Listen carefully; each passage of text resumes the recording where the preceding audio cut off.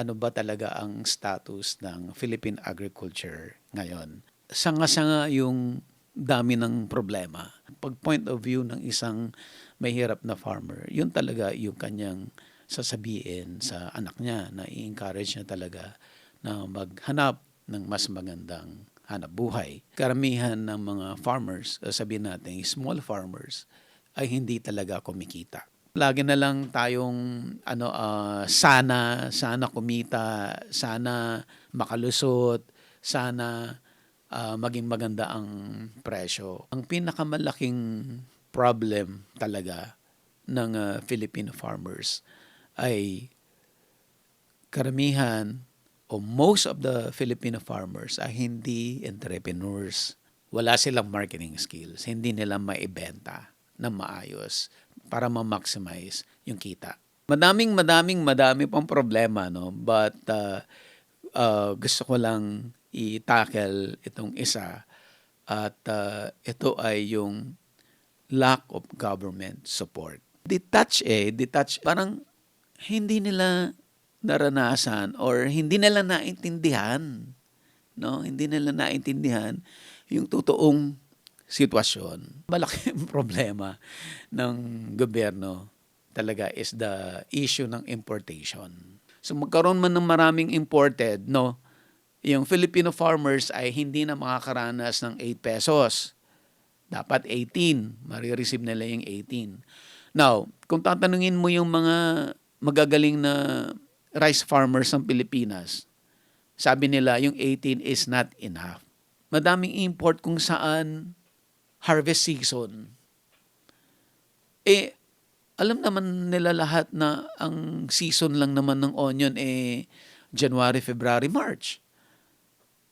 Bakit nag-i-import ng January, February, March? Hindi kailangan ng Filipino farmers ang ayuda. Ang kailangan lang niya ay magandang selling price para maibenta nila ng tama yung produce nila para kumita sila. At pag kumikita sila, hindi na nila kailangan ng ayuda at walang Filipino farmer na titigil magtanim ng palay dahil kumikita. May solution ba sa lahat ng problems na na-discuss natin? Gusto mo bang matuto ng agribusiness, crops, livestock and poultry, aquaculture, at ma-inspire sa mga success stories? Agribusiness, how it works! Philippine agriculture, ano ba talaga ang status ng Philippine agriculture ngayon? Dahil nga matagal na ho tayong nagbablog at ang objective naman natin ay to inspire ang mga OFWs, ang mga farmers, ang mga Filipinos na to go into farming, ay I think kailangan nating maintindihan talaga ano ba talaga ang status ng Philippine agriculture in the first place. Sa dami ng inikot ko sa buong Pilipinas, madami akong farmers na nakausap, mga farmer entrepreneurs, mga academe, mga nasa research institutions, at even mga nasa government, no? Marami rin tayong mga nakausap na mga taga-gobyerno. At maraming mga lumulutang na mga problems kung bakit yung Philippine agriculture ay sabihin natin hindi masyadong masigla or hindi kasing or napag-iiwanan tayo ng ibang mga kapitbahay nating countries. Kung i-describe ko no yung Philippine agriculture, masasabi ko na sanga-sanga yung dami ng problema. Sanga-sanga to the point na hindi mo na malaman alin ang nauna, alin ang huli. Para kang kung ikaw ay writer ng pelikula or ng TV drama, soap opera, para siyang gumagawa ka ng plot, ng kwento na kung gusto mong maging interesting yung storya mo ay magpipresent ka ng isang problema. Pero pag na-present mo yung isang problema to the point na parang may solution, pero yun pala, yung solution na yun ay mas malaking problema lalo. So, parang gano'n. So, pag na-present mo yung mas malaking problema, hoping na ito yung magiging solution, again, lalong pupunta ulit siya sa mas malaking problema. Yan po yung current situation ng Philippine agriculture. Last night, no, kasama ko yung mga kaibigan ko dito sa aming lugar. At kami ay nag-uusap-usap, no. At yan yung lumalabas, no, na isang tinanong sa akin ng kaibigan na ano daw ang masasabi ko na kung totoo na nawawalan na or pakonti ang pakonti yung naging engage into farming or nawawalan ng interest. Ang sagot ko dyan yes and no. Tumatanda yung mga farmers natin. Yung mga generations na nasa farming ay tumanda na ng tumanda. Totoo naman yun. Kung titignan mo yung mga nasa probinsya, kung sino yung mga nagfa-farming ay yung mga tatay or mga lolo na, no? At bihira yung younger generation na nag-engage into farming or yung mga anak nila ay hindi na sumusunod, no, doon sa yapak ng kanilang parents. Ang reason, because yung mismong parents ay siya ang nagsasabi na ini-encourage niya yung mga anak na mag-aral para magkaroon ng ibang career, mas magandang trabaho. Which is totoo naman, no?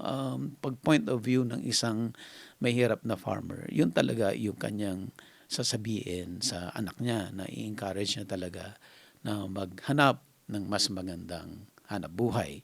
So, kaya yung sa mind ng bata ay na-inculcate doon na oo, kailangan kong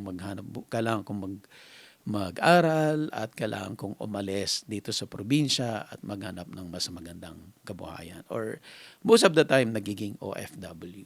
On the other hand, no, sa dami ng na-interview ko, ay marami rin mga younger generations na nagve-venture into farming. No?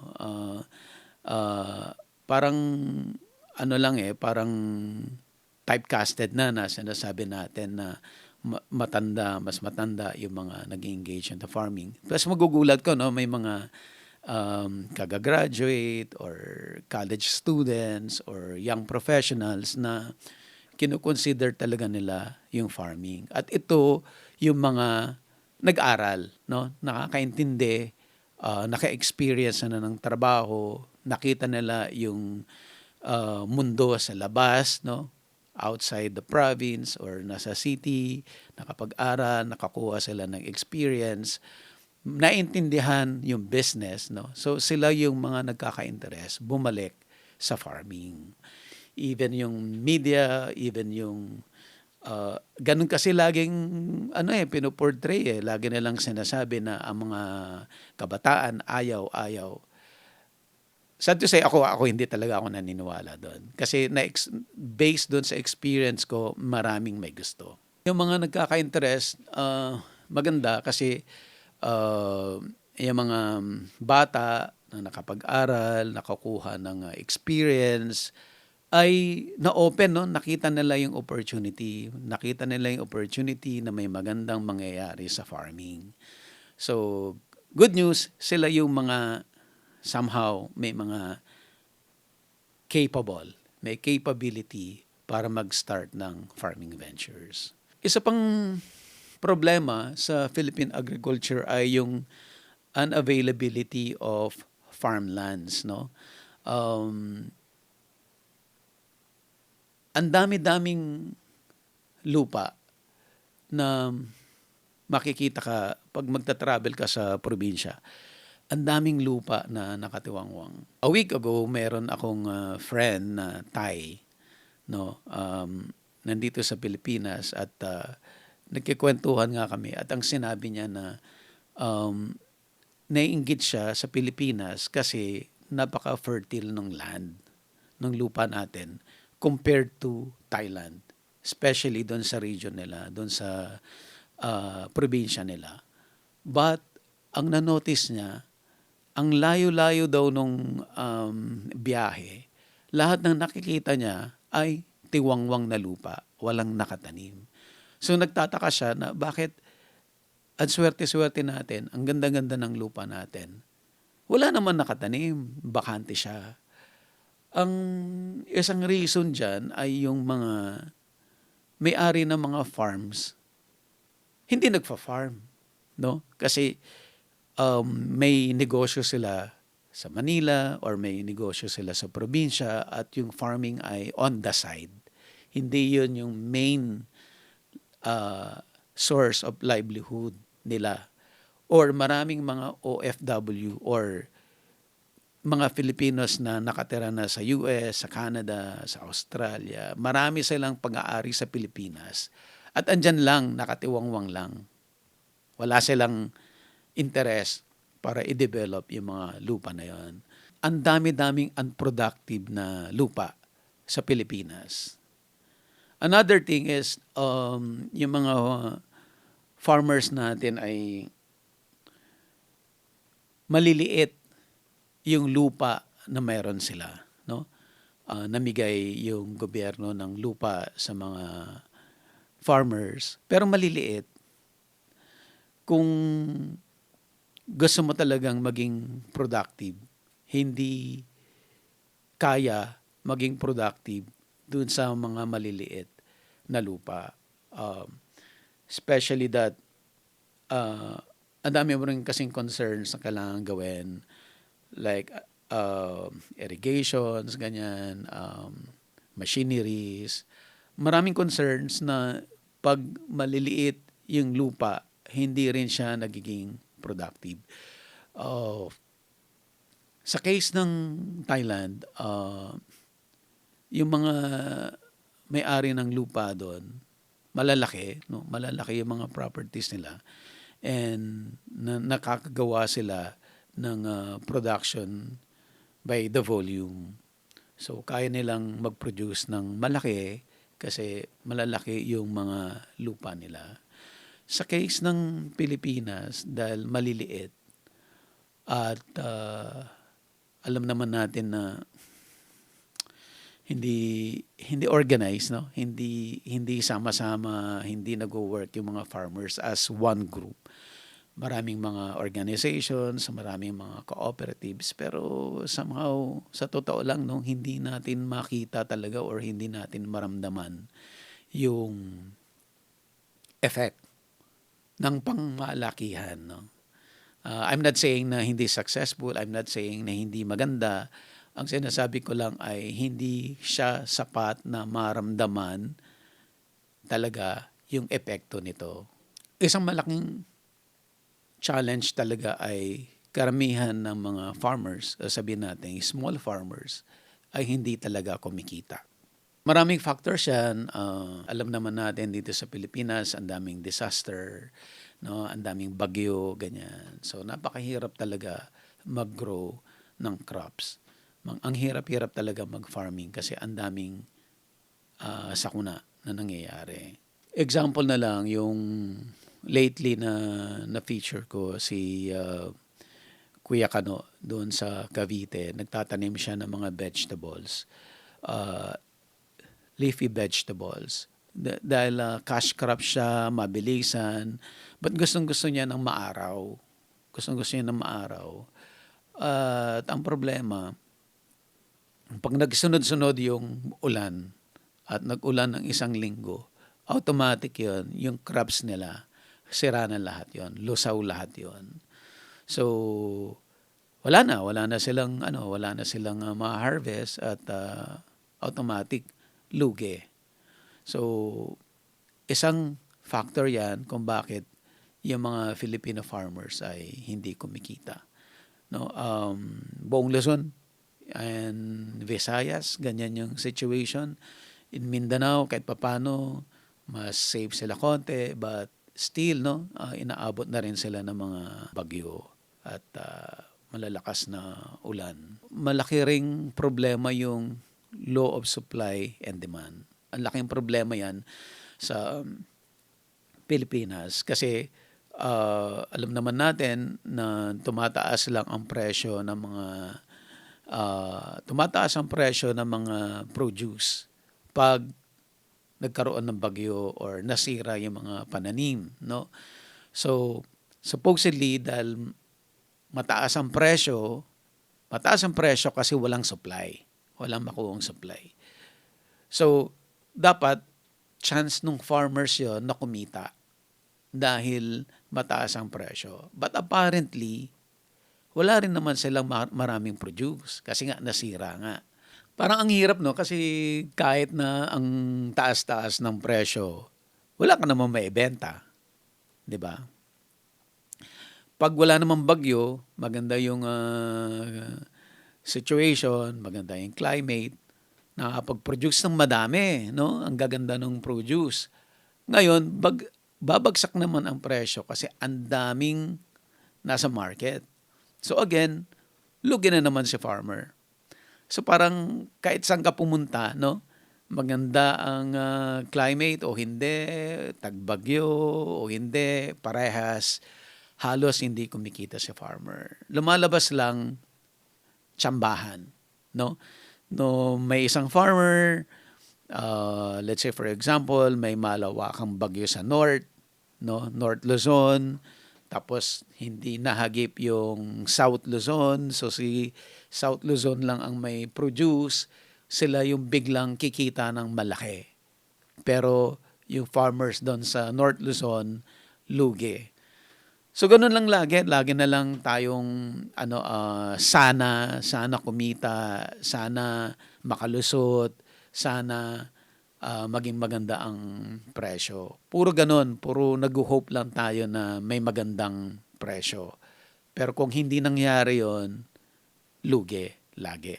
Do pagtatanungin mo naman yung mga farmers, no, bakit tuloy-tuloy sila na nagtatanim, ay sinasabi naman nila na kahit na lugi, ay mas marami pa rin daw yung chances na kumikita pa rin naman.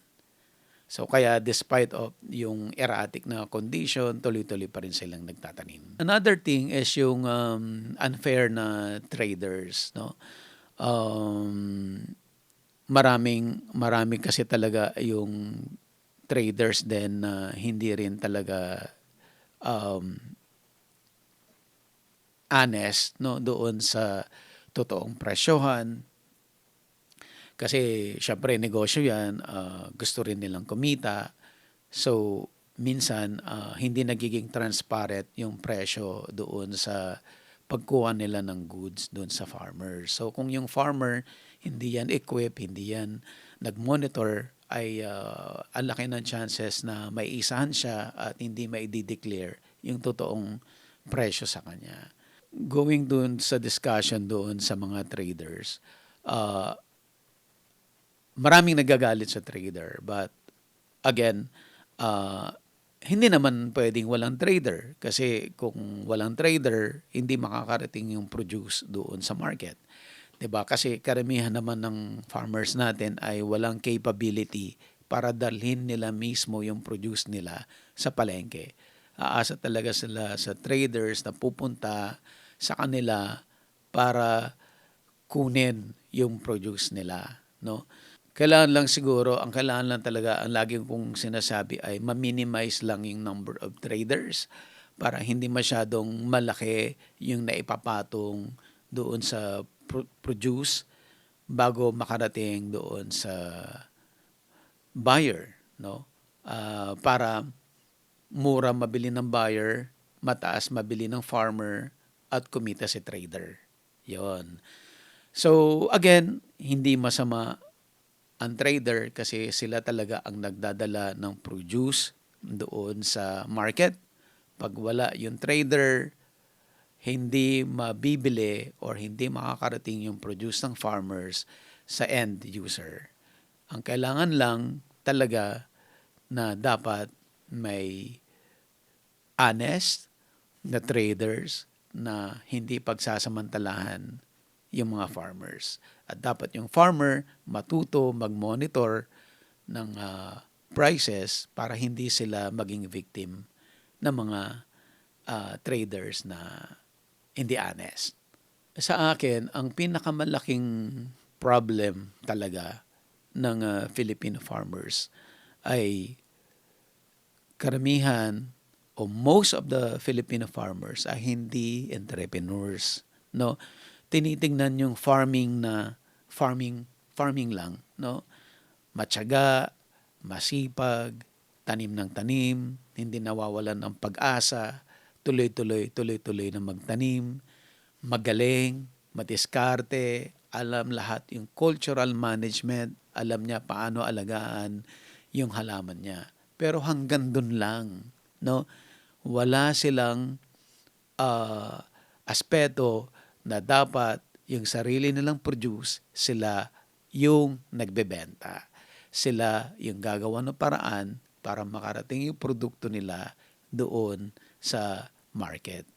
Yun yung problem. Marami silang reason dyan. Sinasabi nila, ang daming trabaho sa farm, hindi ko pwedeng maiwan yung farm, pagod na ako, 3 months na akong nag-work sa farm, mag-i-effort pa ba ako para maghanap ng bibili ng produkto ko? So, yun yung problem na kung ang mindset ng farmer ay farmer lang at hindi niya titingnan na ang farming ay isang business. Sad to say, yung malaking chunk ng kita nawawala sa kanya. Wala silang marketing skills, no? Marami dyan, pag nakausap mo yung mga farmers, ay pagalingan sila. Pagalingan sila paano doon sa crop nila, no? May kanya-kanyang specialty sila. At pag nag-usap-usap yan, siguro sa case ng inuman, pagalingan yan, pagandahan ng produce, no? Pagandahan ng na-harvest na talong, ganyan, or kung anong mang crop meron sila. Pagalingan sila sa kwento.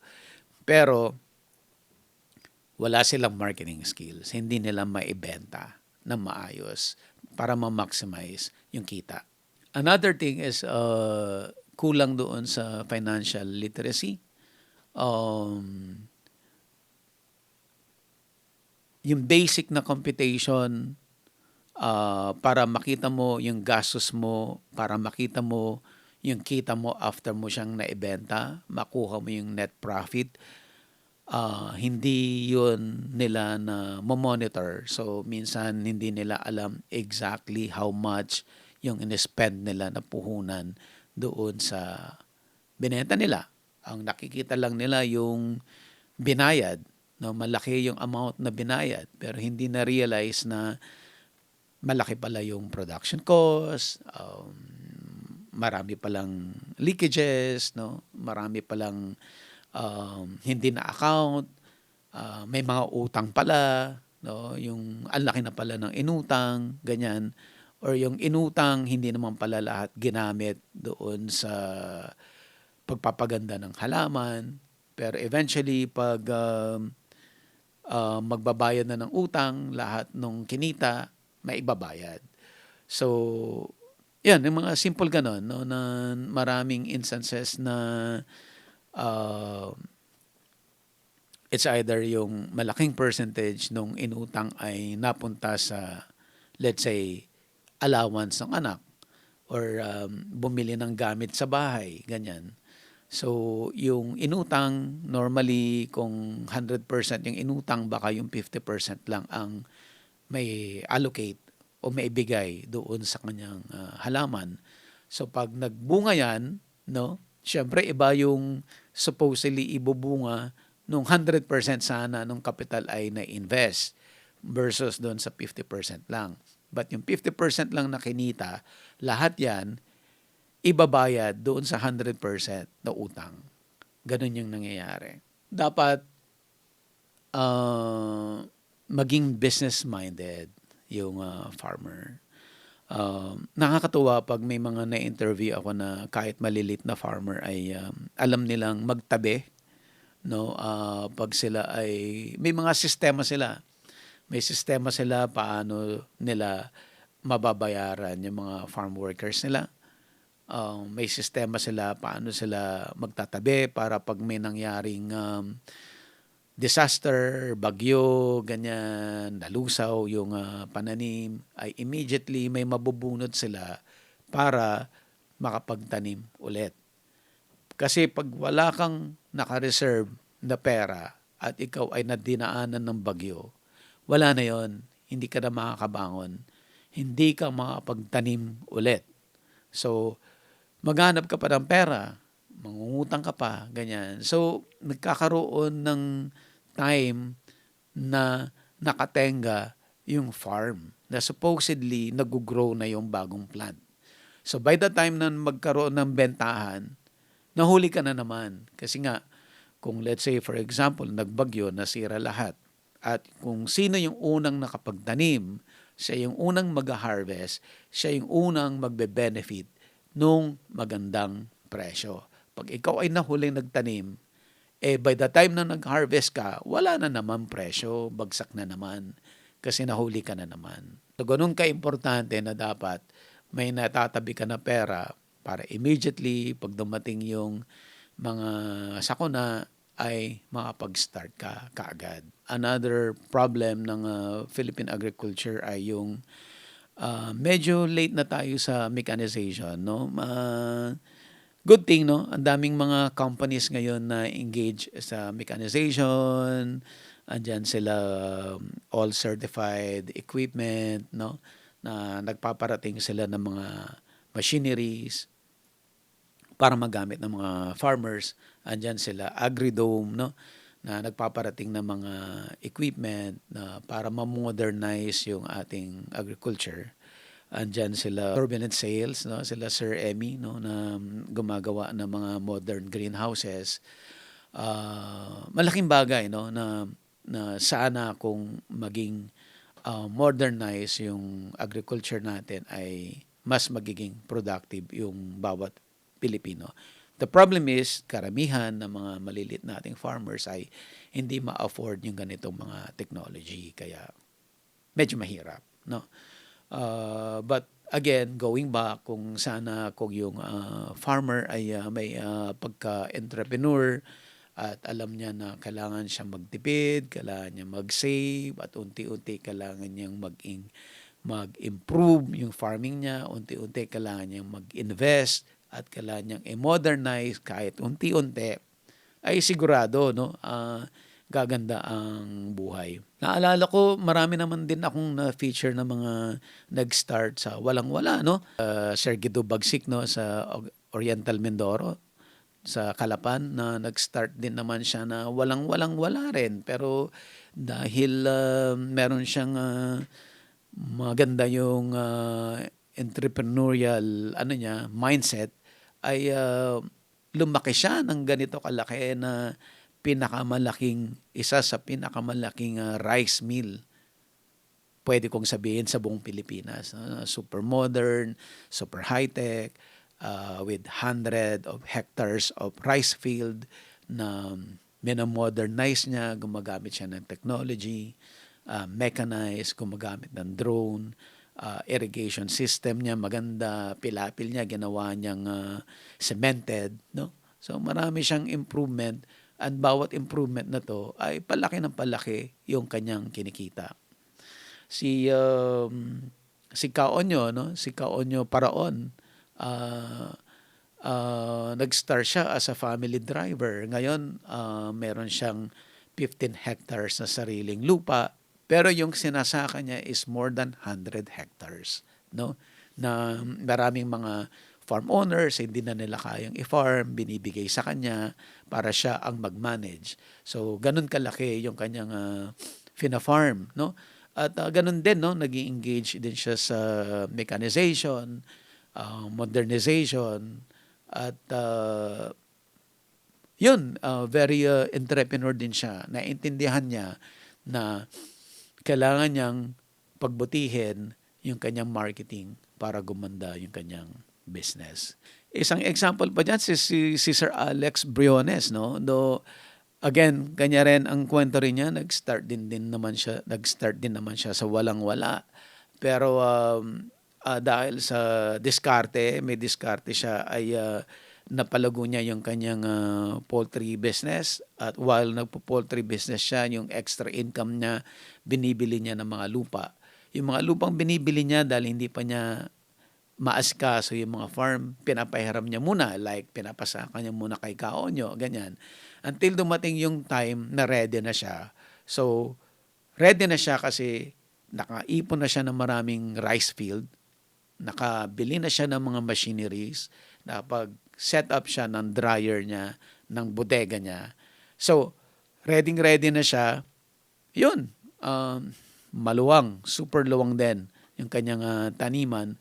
At lahat yan ay nakukontrol niya, no? Hindi siya basta-basta nalulugi kasi pagbababa ang presyo, kaya niyang i-hold, kaya niyang i-store, kaya niyang i-dry, at maghintay lang siya ng konting panahon lang. Sabi nga niya, nung nakaraan, nabagsak ang presyo, 8 pesos per kilo ang palay. Naghintay lang siya ng 1 month. Drenay niya at in-store niya doon sa storage niya. At after 1 month, nabenta niya ng something like 20 pesos. Ganyan. So, ang laki ng kinita niya. No? Only because, again, babalik doon sa may pagka-entrepreneur yung kanyang mindset. And of course, gusto ko rin i-cite na example si Sir Dan Cunanan. No? Si Sir Danny Cunanan ay ganun din, no? OFW, nag-start sa wala. Ngayon, 100 hectares din, yung more than 100 hectares din yung tinatamnan niya ng palay at mais. Hindi sa kanya lahat yon, baka mas malaki pa sa 100 hectares, baka 200, 300. Pero grupo na sila ng mga farmers, no? Yung mga ibang farmers na may mga lupa, sa kanya pinapaservice, parang kaonyo din na style. Pinapaservice sa kanya, dahil entrepreneur siya, nagtayo na rin siya sa laki ng luwang ng kanyang sinasaka, ay meron na rin siyang agricultural supply. So lahat ng inputs, doon na rin lahat manggagaling sa kanya, no? Para ma-serve yung lawak ng maisan at palayan na kanyang sineserve. Ang dami niyang traktora, ang dami niyang farm implements, lahat yan ginagamit ng lahat ng farmers na nandun sa grupo niya. So, ganun siya ka-entrepreneur. Again, nag-start din siya sa wala. Okay? Ganun ka-importante yung mechanization talaga. Again, yung mechanization, masosolve niya yung problem na sinasabi natin, nawawalan na tayo ng farm labor. Okay. Okay, balikan ko lang yung kanina, no, na nadidiscuss natin na kung kumukonti ba talaga yung farmers. I guess, yung ang sagot ko kanina, isang yes or no. Yes, yung mga farm workers nauubos, no, kasi naghahanap sila ng ibang livelihood, napupunta sa city, nagiging construction worker, ganyan. So, nag-iiba sila ng career. Totoo yun, no? Pawala yung farm labor. But yung mga farmer entrepreneurs, andyan pa rin sila. At sila yung nangangailangan ng mechanization para makasurvive sila sa farming. So, ganun ka-importante yung farm mechanization, yung machineries. Okay, madami pang problema, no? But gusto ko lang i-tackle itong isa. At ito ay yung lack of government support. Sad to say, no? Bakit tayo naiiwanan ng Thailand, ng Vietnam? Kasi yung government support. May support kasi sa kanila. Sa atin, hindi ko maintindihan. Hindi ko maintindihan talaga kung ano ba ang nangyayari. Ano bang iniisip ng mga taga-gobyerno? Kasi marurunong naman sila, magagaling naman sila, at hindi ako naniniwala na hindi nila alam ang totoong problema ng Filipino farmers. Alam nila yan. Hindi ko naman linalahat, no? Hindi naman lahat ng nakaupo ay walang ginagawa. Of course, mayroon ding mga nagtatrabaho. But generally, hindi maramdaman yung support. Ang tingin ko dyan is yung madami yung nasa gobyerno ay detached. Parang hindi alam or hindi nararamdaman o hindi napagdaanan yung hirap na dinadanas ng ordinaryong Filipino farmer. Hindi nila alam yon. Yun, hindi, paano masabihin yan? Detach. Parang hindi nila naranasan or hindi nila naintindihan, no? Hindi nila naintindihan yung totoong sitwasyon. Magbibigay lang ako ng isang example. There was a time na mayroong isang staff ng isang senador na lumapit sa agribusiness at tinatanong niya na kung pwedeng makapag-participate doon sa meeting nila, doon sa ginagawa nilang batas, no, para sa farmer. And tinanong ko, sino ba yung mga invited doon sa meeting? So sinabi niya, yung mga head ng ganyan, taga-gobyerno, taga-Department of Agriculture, ganyan. Yun yung set nung nasa panel. Ang sabi ko sa kanya, hesitant ako na pumunta doon. Sabi ko, can I just join through online meeting? Sa online lang ako at mag-o-observe lang ako. Hindi ako magbibigay ng mga opinion or magsasalita. I just want to listen. At gusto kong marinig ano yung mga sinasabi ng mga tao. Nag-join ako, observer lang ako. At during the meeting, naririnig ko yung mga tao na nagsasalita. Para siyang accomplishment report. Para siyang nagre-report ng mga nagawa nila na pagpakikinggan mo yung accomplishment report, walang problema. Walang problema.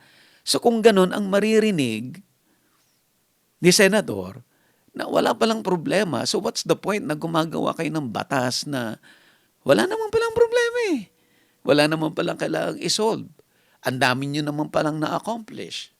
So for me, dahil naintindihan ko yung problema, hindi na lang ako nagsalita kasi baka maging bad trip. Makaka-bad trip pa ako sa mga nasa meeting. 'Di ba? Kasi accomplishment report nila yan eh. Nagpapagila silang lahat. So I don't want na ako yung maging kontrabida doon sa meeting na yon. Ang punto ko dito, kung ganun ng ganun yung mga taga-gobyerno, paano natin makakarating yung totoong problema ng mga farmers? Kung lahat na lang puro accomplishment nyo ang sinasabi. Di ba? Yan lang. Yun yung ibig sabihin na parang detach ang mga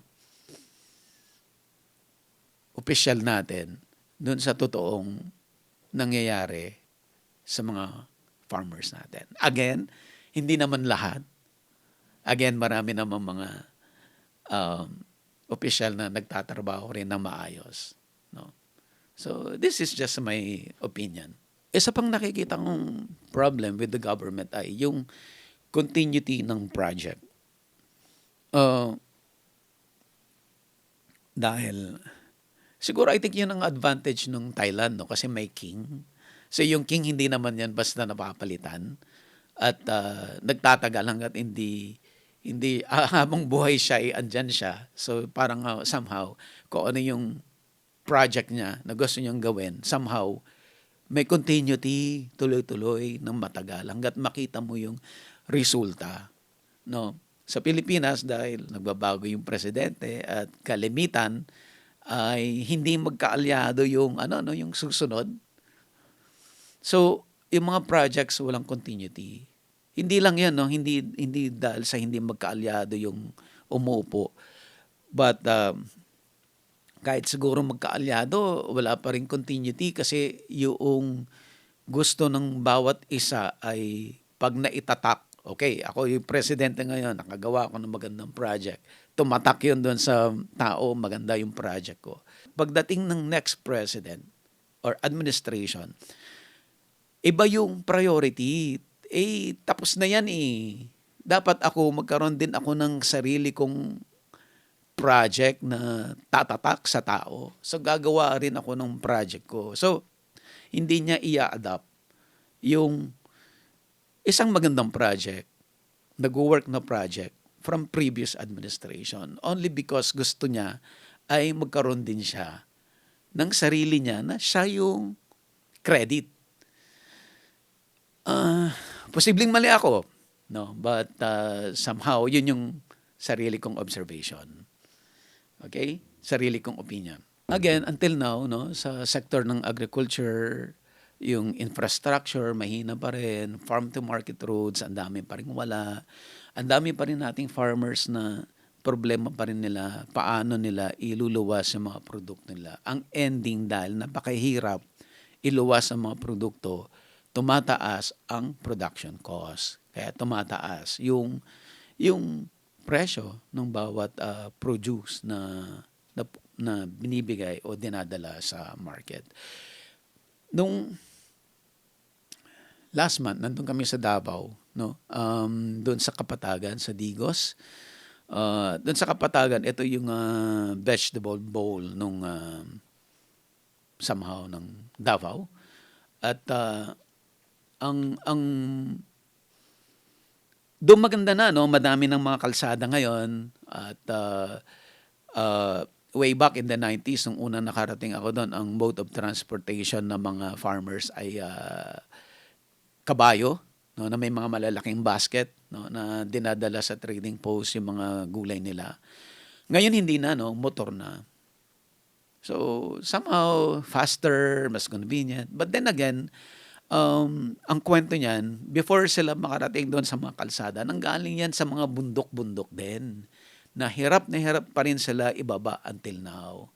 So yung produce, malaki yung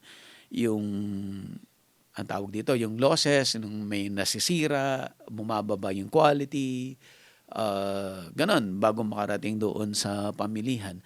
So, until now, ano pa rin, hirap pa rin ang mga farmers para madala yung mga produce nila because lack of infrastructure and farm-to-market roads. Hindi lang yan sa Digos, I think buong Pilipinas, ganyan pa rin yung issue. Pinakamalaking problema ng gobyerno talaga is the issue ng importation. Okay? Yung importation kasi, nagiging, sabi nila, ay solution para hindi tumaas yung presyo ng isang commodity doon sa market. Kasi kung going back to the law of supply and demand, kung walang supply, tataas ang presyo. So, dahil nagkaroon ng mga bagyo, walang enough na produce, so mag-i-import sila. Ang problem, pag nag-import, ay ang talagang problem dyan ay may legal na import, may illegal na import. Okay. So, pag dumagsa yung mga imports, nasa-sacrifice naman yung sarili nating farmers. That exactly what happened doon sa rice, kung bakit bumagsak ng 8 pesos per kilo. Because sobrang dami ng importation ng rice. Kaya bumagsak ng presyo ng palay. So nung nag-decide sila na i-lift muna yung importation, no, kaya tumaas yung presyo ng palay. The problem is wala nang palay doon sa ordinary farmer. Naibenta na nila lahat yon ng palugi nung time na mababa ang presyo. Kasi nga walang capability, walang storage, walang dryer, walang facility, wala silang kakayahan. Ang kailangan lang nila ay maibenta na yung rice, yung palay nila that moment na hinarvest kasi hindi nila kayang i-store. At kung nabasa pa yan, lalong hindi na yan mabibili at masisira lang. Sad lang kasi nung tumaas ang presyo ng palay, wala nang palay yung mga farmer. Kawawa naman yung farmers, no? Ano ba yun? Di nanghihinayang lang sila, di ba? Maliban kay Sir Alex Briones na yun nga, dahil may dryer siya, mayroon siyang bodega, ay nahintay niya, no? Hindi siya nagpautos sa mga trader at hinintay niya at nung tumaas yung presyo ng 20, sa kanya binenta yung palay niya. So, nakabawi siya. But majority ng Filipino rice farmers, walang kinita, nalugi, no? Ngayon, may bali-balita, I don't know, it's not confirmed. Sabi nila by January, February, babalik na ulit yung importation ng rice. By that time, meron na namang batch ng new harvest ng rice. Di kawawa na naman sila, bagsak na naman yung presyo. So by the time na mag-ani sila, bagsak na naman yung presyo ng palay kasi ang dami na namang imported. Ngayon sinasabi nila, no, ng Department of Agriculture na nag-set sila ng ceiling price, okay? Ang ceiling price daw ng palay ay 18, no, 18 pesos. So ibig sabihin nun, so magkaroon man ng maraming imported, no, yung Filipino farmers ay hindi na makakaranas ng 8 pesos. Dapat 18, marireceive nila yung 18. Now, kung tatanungin mo yung mga magagaling na rice farmers ng Pilipinas, sabi nila yung 18 is not enough. Dapat man lang daw at least 20 pesos para kumita. Kumita naman yung farmer. So, hindi natin alam kasi I'm sure pinag-aralan naman ng ahensya yan. Yung 18 pesos na sinasabi nila, pinag-aralan naman ng gobyerno. Ay, hindi ko alam ang reason bakit, ano yung rationale, bakit 18 pesos lang. But still, hindi pa rin nagmamatch kasi yung sinasabi ng farmer, dapat at least 20. So, may 2 pesos na. Malaking bagay yung 2 pesos na difference, no?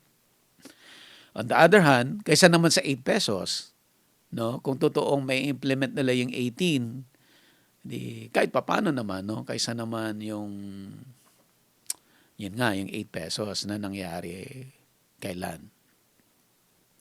Okay, another problem dyan is yung hindi lang doon sa palay, no, pati doon sa sibuyas, di ba? Marami rin kasi tayong onion farmers, no, from Pangasinan, Nueva Ecija, Mindoro, at dumadami na, no, Ilocos, ganyan, hanggang Mindanao. So dumadami yung nagtatanim ng onion. But the same din yung problem, no, nag-i-import, madaming import kung saan harvest season. Alam naman nila lahat na ang season lang naman ng onion January, February, March. Bakit nag-i-import ng January, February, March, di ba? Bakit hindi mag-import ng onion doon sa time na ubos na yung onions ng Filipino farmers na nakastore? Kasi ini-storage yan Pag nag-harvest ng January, February, March, pwedeng storage yan ng 6 months, no? So March, April, May, June, July, August, September. So dapat mag-import siya no October, November, December. Kasi wala na, ubos na yung onions ng Pilipinas by that time after 6 months. Pero ba't hindi ka mag-import ng September, October, November, December o November, December, October, November, December, 'di ba? Ba't hindi ka doon mag-import? Ba't mag-import ka ng January, February, March kung saan andun yung harvest? So again, babagsak na naman yung presyo ng onion. Kawawa na naman yung Filipino farmers. I don't know. Pinag-aaralan naman nila yan So, dapat yung tingnan yung farmers. Tingnan yung season ng harvest. Tingnan yung season na wala na talaga ang supply. Doon mag-import. O worse, dapat nga talaga strengthen yung Filipino farmers para once and for all sana ma-minimize yung importation. But dahil tuloy-tuloy in importation, alam niyo na ibig sabihin. Hindi ko na kailangang elaborate. Ah, Yan, madugo talaga. Yung mga rice farmer, okay, balikan natin si Sir Alex Briones. Ang sinabi niya, at naniniwala ko sa sinasabi niya na ang gobyerno itigil na yung pamimigay ng ayuda. Hindi kailangan ng Filipino farmers ang ayuda. Ang kailangan lang niya ay magandang selling price para maibenta nila ng tama yung produce nila para kumita sila. At pag kumikita sila, hindi na nila kailangan ng ayuda at walang Filipino farmer na titigil magtanim ng palay dahil kumikita. Pero kung hindi sila kumikita, ang ending, ibebenta nila yung lupa nila at titigil na silang magsaka. Ayaw ko nang i-expand yung ayuda. Sinong nagbe-benefit sa ayuda? Ayaw ko nang i-expand yon. Ang sinasabi lang natin, ano ang need ng Filipino farmers? Hindi ayuda ang need ng Filipino farmers. Kailangan natin silang strengthen para maging productive sila. May solution ba sa lahat ng problems na na-discuss natin? Going back doon sa kwento kanina, kagabi, kasama ko yung mga kaibigan ko dito sa aming subdivision. At yun, no? Particularly si Richard Moreno, no, mapapanood niya to.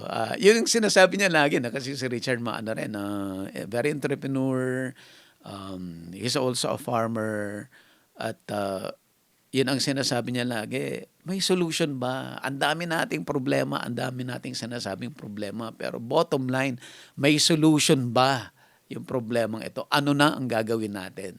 'Di ba? To be honest, no, ang hirap sagutin nun, no, yung ano ba ang solution, no? Kahit na inaikot ko na yung buong Pilipinas, ang dami ko ng farmers na nakausap, ang dami ko ng farmer entrepreneur na nakausap. Parang ang hirap talagang sagutin yung ano ba talaga ang solution dito. Sa akin lang sana yung gobyerno ay magising-gising naman, no, na maging ang gagawin ay pabor para sa farmers, hindi para sa sarili. I think yun lang. Yun lang talaga. uh, uh, yung magkaroon ng totoong support. Yun sana. More than doon sa personal interest. Gaganda yung situation ng Filipino farmers, gaganda yung in the end magko-contribute lang din naman yan sa better economy. And sana mas maraming individuals na may entrepreneurship ang mindset na mag-join sa farming. Na sana dumami, sana yung nakakaintindi, sana yung mga anak ng mga farmers na nag-aral at nagtrabaho sa city, nagtrabaho abroad, nakita nila yung opportunity, nakita nila yung potential, nakita nila yung sistemang maganda. Sana umuwi sila at i-practice at gawin yung lahat ng natutunan para i-improve yung farming. Sana kung yung parents ay mahirap na farmer, na walang ginagawa kundi magpatuloy mag-farm kahit napakahirap kasi wala naman alam na ibang gagawin kundi ang magtanim lang o mag-farming lang. Sana yung anak pagbalik may bagong mindset, may bagong knowledge, alam paano mag-market, alam paano magnegosyo, at siya ang mag-take over ng farming venture ng pamilya. Mga OFW na nakaipon na ng pera.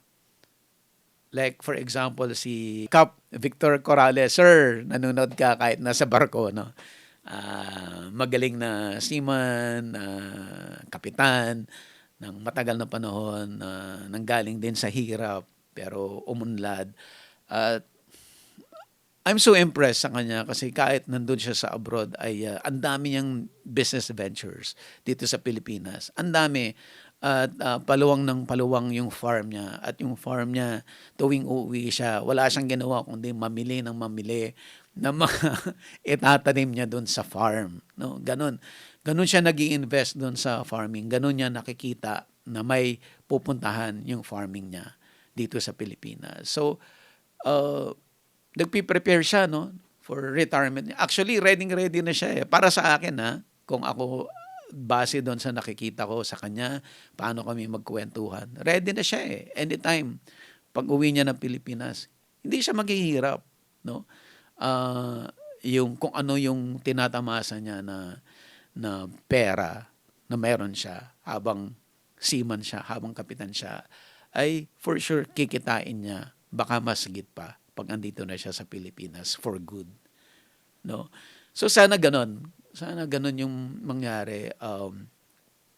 Marami tayong OFW na audience at yun naman yung objective ko lagi dito sa agribusiness na mamulat, no, makita yung business opportunity, makita yung opportunities dito sa Pilipinas na ang dami-dami naman talagang pwedeng pagkakitaan dito sa Pilipinas. Hindi lang nakikita kaya o hindi na-realize kaya nag-alisan ang mga Filipino para mag-OFW.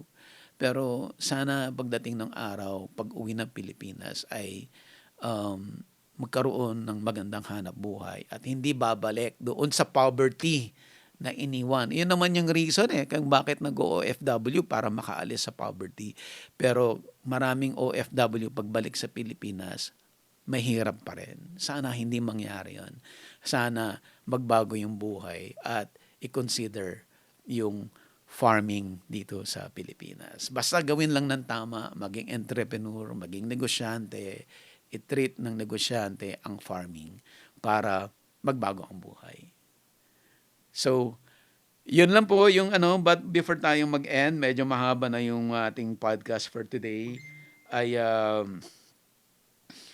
gusto ko lang i-announce, no, na magiging regular na gagawin natin ang podcast, though hindi ko pa masabi kung anong exactly yung date tuwing kung kailan natin gagawin yung podcast. But expect na mas marami tayong episodes na gagawin. By the way, soon, no? Ngayon ay tape as live pa lang ho tayo, no, recorded. But soon, magiging live po tayo. At gusto namin pag live na tayo ay yung questions from the audience, yun yung ating i-address. So mas maganda kung let's say for example may isang OFW na makakausap tayo at yung buong session natin ng podcast, siya yung kausap natin at siya yung mag-ask ng maraming questions sa atin at susubukan natin yung sagutin, no? Para ma-enlighten siya, para alam niya ang tamang gagawin pag nag-venture siya sa farming. Kasi po yung mga technical, paano magtanim, paano mag-alaga ng hayop, ganyan, secondary lang po yun. Pangalawa lang po yun. Unang-una, kailangan mo munang malaman ay kung para sa'yo ba talaga ang farming. Ano ba yung kailangan mong i-ready mo sa sarili mo? Ano ba yung expectation kasi matagal kang wala sa Pilipinas? Ano bang nangyayari sa Pilipinas? Kakayanin mo ba? No? Yung pag-handle ng mga manpower, ganyan. Yung mga challenges dito sa Pilipinas ng marketing. So lahat yan, dapat malaman mo muna lahat yan, maintindihan mo muna lahat yan bago ka mag-engage into actual farming at kumuha ng mga tutulong sa'yo, paano magtanim, paano mag-alaga. But first, kailangan mo muna maintindihan kung ito ay para sa'yo o hindi. So yun po yung objective natin dito sa Agribusiness Podcast. Pwede ho kayong mag-join sa actual conversation natin at isa-isahin natin lahat ng concerns ninyo. Bakit nagdadalawang isip kayo gawin ang farming, ay susubukan ho natin yan i-address through our Agribusiness Podcast. Okay? Gusto ko lang i-acknowledge, mag-hi kay Alvin Kasumbing ng Modular Display. Ay siya po ang provider ng ating mga audio equipments, no, dito sa studio. Ating audio mixer, yung ating mga microphone na Presonus, no? Siya yung official distributor dito sa Pilipinas ng mga equipment na to. Alvin, thank you so much. Modular Display sa mga microphones na Presonus na gamit natin dito sa studio. Agribusiness, how it works. Instruct, inspire, succeed.